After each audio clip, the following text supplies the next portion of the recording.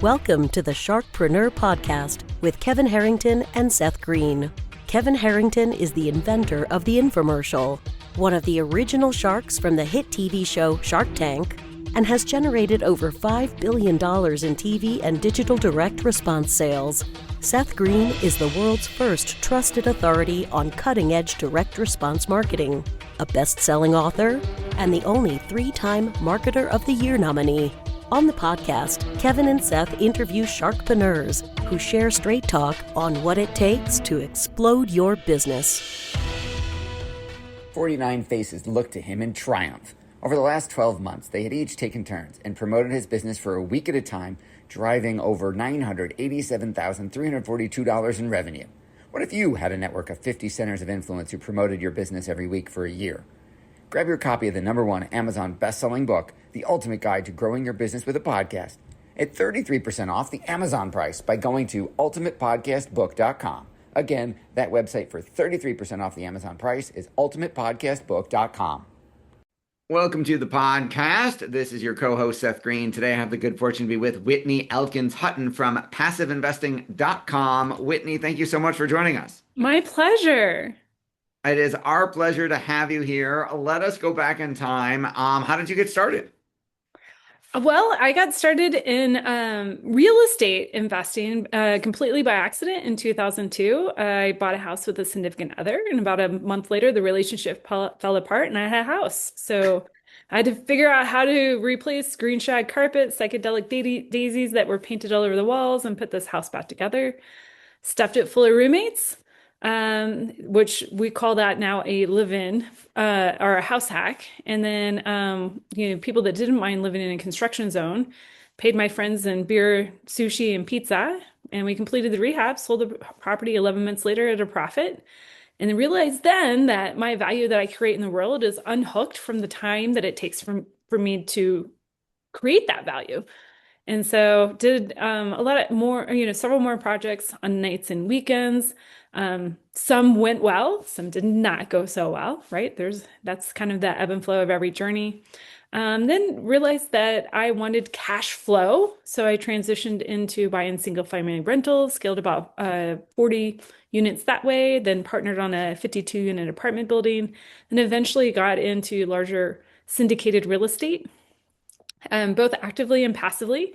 And that's what I do now as my role of Director of Investor Education at passiveinvesting.com, is help investors figure out where their niche is.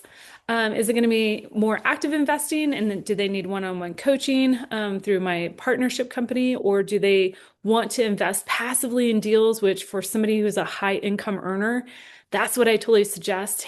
You have a higher and best use of your time and your job. Let's show you how you can invest and take advantage of real estate offerings, both in equity and debt investments, to scale the portfolio to help you unlock those golden handcuffs and eventually retire financially free. That is awesome. I'm sure the longer version of your story should probably be in a book somewhere if it isn't already. It is. I have a book called Money for Tomorrow, How to Build and Protect Generational Wealth. You can snag that off at Amazon.com or biggerpockets.com. Awesome. Now, you mentioned two groups. You mentioned active versus passive. Who is an ideal client for passive investing and for the programs? Yeah. So, for my work at passiveinvesting.com, we are looking to work with an accredited investor, somebody who's probably a high income earner in their day job, maybe an entrepreneur, or maybe they're an entrepreneur and own their own business. Really, their higher and best use of their time is in their job. Maybe they're a doctor, a lawyer, a tech worker. And then how can they take that active income and savings and turn it into passive income and long-term wealth through investing in other people's deals, vetted deals? And how do we build capital preservation, cash flow, equity growth, and take advantage, if we can, of tax benefits? But I always put that last because I don't like the tax tail wagging the dog. Absolutely. Now, what are the most common mistakes people make when trying to, get started and that you're helping them avoid? Yeah, well, when it comes to passive investing, it depends on what phase they are in their journey. If they're a new investor, oftentimes they're transitioning from investing in stocks, bonds, and mutual funds. So they they come into looking at a passive deal just solely based on returns, and they don't know how to, one, underwrite the deal, but more importantly, they don't fully understand their own goals, risk, timeline, and risk capacity, right? We need to make and create an alignment there before you actually invest in a deal. And if they're a seasoned investor or intermediate to seasoned investor, I think the biggest mistake I see there is one, not diversifying properly across different asset classes or different layers of the capital stack. So as they move through different markets, as markets become more volatile, they don't have the right profile investment mix to actually support their needs through all types of markets. And also, the other mistake I see with that type of investor is just maintaining liquidity. I think we think as investors when we invest in passive deals that there's just no such thing. The operator will never ever, have any need for an additional capital in order to get a deal across the finish line. And that's simply not the case. I mean, if anybody's ever invested in single family rentals or small multifamilies, roof things happen to roofs, water heaters, all the time. Those are all, even with your primary residence, those are all capital calls. So just maintaining liquidity. We always cross our fingers and hope that we will never need additional capital. But, as a passive investor, just having a little bit set aside to kind of ebb and flow with the markets and smooth any capital needs for additional investments to protect your capital is warranted. How are you sourcing deal flow? So, we have our different channels. So we invest in multifamily, self-storage, hotels, and express car washes on our equity side.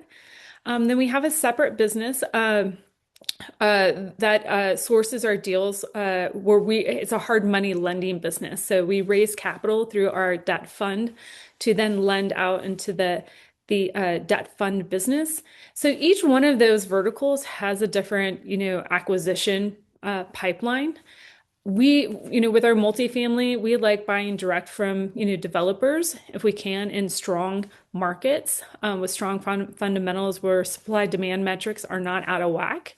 When it comes to express car washes, we often will either do ground up construction in tertiary markets, or we'll buy kind of from small mom and pop operators, because it's hard to really scale those businesses. And, it takes deep pockets to be able to, build something that you can scale and eventually take IPO.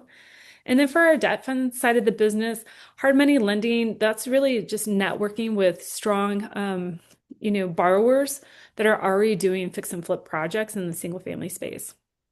What are some of the key factors we should look for when evaluating a real estate investment opportunity? Oh gosh. The ones that, we kind of take globally. One is who's the operator, right? We would like to take a look at a specific deal and be able to evaluate it on its numbers and its own merit, but we have to forget when we're investing passively, there is an operator that is running that deal. Right? When you're a passive investor, you're essentially handling over day-to-day operational control. So I always tell my investors, you're the CEO of your business. You need a partner with a very strong COO. So, make sure you got a good jockey riding that horse. So that's number one. Number two, if we are investing in an illiquid asset, like a multifamily self-storage hotel deal, we have to be in a very strong market because we cannot pick up that building and move it. So, strong market dynamics, job growth, population growth, income growth, supply demand is in our favor. So I always say, let's get all your investing cards in your favor. And then when we look at the actual deal itself, I always, have people take a look, especially on equity deals. We want to make sure that it's going to preserve capital, has some sort of cash flow, path to cash flow, has ways that we can take advantage of equity growth. And then also, does it have the right lending matched with the business plan? Those are like kind of the 5 main ingredients that I look for there. I know a lot of limited partners would love to focus on the tax benefits, but that's kind of like icing on the cake. And so if somebody wants a deep dive into how to underwrite specifically, I actually do teach that on our Passive Investing Made Simple YouTube channel. You can also find that at Passive Investing DOT.com YouTube channel. Awesome. Now, with the current economic climate, what are you looking at in terms of, are you changing anything? Does it, has like the one big beautiful bill affected your passive investments? How is that all affecting what your strategies are? Yeah, so I mean, both personally and professionally, we're being very cautious as we move through, what I would like to call a recessionary type environment, even though the big R has not been proclaimed. I don't even know if it will be. So, but I don't think any of us can argue that it's actually been recessionary for, many assets and asset classes in real estate, multifamily, self-storage, and now what we're starting to see the cracks show in industrial. And of course, post-COVID, they already showed in office. So we're seeing these different asset classes move through a recessionary, type environment. So really, this is the time if you are going to invest in an equity deal, of course, you want to buy at the bottom of the market. But there's still some other fundamentals here that are making it difficult that we typically have not had in the past in other types of recessionary markets. And we're starting to see relief and pressure off like the interest rates, off of interest premiums, and also taxation. So as these three, we start continuing to move through this cycle, we're just being very cautious to make sure that those are true sustainable metrics that we're going to continue to see the pressure taken off of and then get back into purchasing those deals probably in 2026 into 2027. I don't think we've actually seen the full bottom of multifamily. In late 2023, 2024, and 2025, there was a lot of extend and pretend from lenders. I think those lenders are now done extending and pretending. So I think we're going to still see a lot of pressure there for operators to sell assets at either break even or, undervalue cost. Does that mean that we're about to enter a wonderful land of opportunity? Potentially, yeah. You know, the challenge there, especially for somebody who syndicates deals, is that you also have a limited partner, especially in the retail side of things, that have been very wary about putting money towards a deal. They've gotten a little scarred by the past few years. Maybe they've had deals challenged and maybe even fail in their portfolio. So we've got some challenges to overcome in the next like year or two when it comes to capital raising. How do we uh, one, move through this unprecedented environment. Two, buy deals that are truly going to, take advantage of the growth phase in markets where the hyper supply has actually been absorbed. And, in cases like Austin and Phoenix, I don't think we've seen that supply been absorbed yet. So we have to take it market by market basis. But it could be a good time to get in, but you just, as a limited partner, you still need to be really careful. You have helped so many people grow their wealth. What's your biggest challenge now? My biggest challenge, remaining patient. So I would say I'm like everybody else. I want to get back to, those wonderful days where we can invest in one deal and it took care of capital preservation, cash flow, equity growth, tax benefits, the whole nine yards. I could get my golden flywheel of like passive losses going again. But remaining patient and diversifying my portfolio with not only equity, which I'm pretty heavy in, and a lot of limited partners are very heavy in, but inserting those capital layers, like debt layers, whether it's through direct note investing. My personal favorite is debt fund investing, making sure that we include those into our portfolio. That way we can, it's not a matter of if we're going to move through another challenging environment, it's a matter of when, and I want to be better prepared. So being patient to know that I am actually preparing my portfolio for the next cycle. Your passion is obvious. What do you like best about what you're doing? I, well, one, I'm fully aligned. I mean, I 100% believe that, what I'm able to do in the world, teaching people about how to take their active income and savings and turn it into passive income and long-term wealth. One can do two things. One, help solve a financial incapacity, issue that we have in the United States. We need to be more financially, unlock those golden handcuffs, not so we can retire, but so we can actually step into our true genius. But if somebody's financial education is everywhere, but like, what do you do with it? And that's what I like love doing is helping people connect the dots.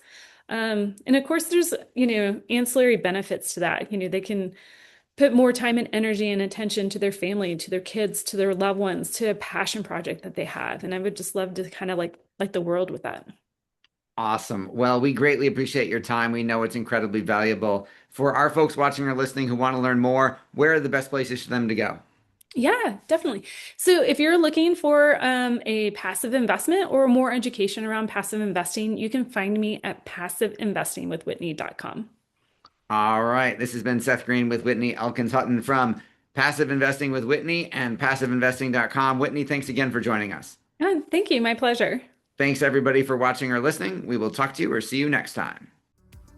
Why do so many businesses struggle while others seem to explode overnight?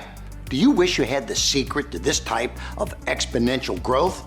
Now, I've scaled more than 20 businesses to over $100 million, and it's not just luck. In my new book with Mark Tim, Mentor to Millions, you'll learn the repeatable framework I use in all my business ventures for massive success. Order at kevinmentor.com and get over $1,000 in bonuses. Head to kevinmentor.com.